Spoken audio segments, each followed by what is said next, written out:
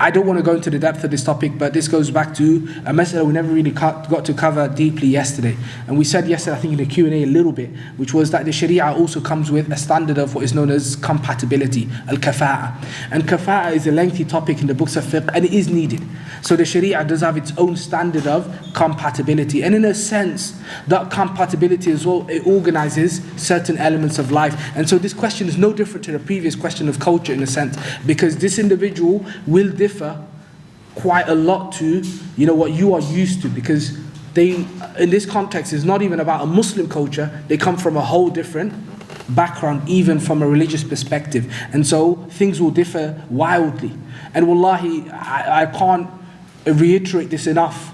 You don't know how often people walk through the door, through marriage counselling or whatever the case might be, the masjid office or whatever, to talk about marital problems, and you'll be shocked at what the problem stems from.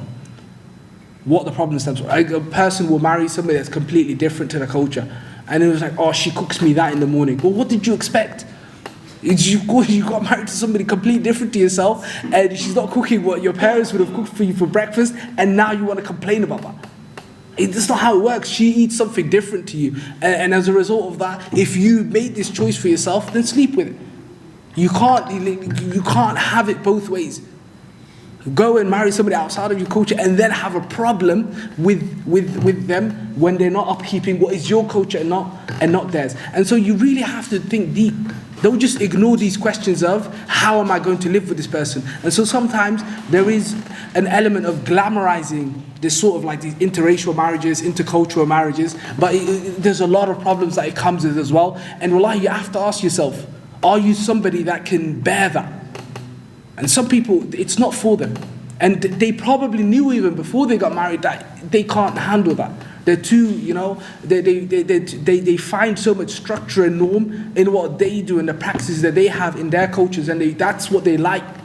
And so for you to step out and say, I want somebody else, that may not be in your best interest. And so you're the best person that can answer this question. And so this topic of al-kafa'a is something that, converts and non-converts marrying each other is discussed.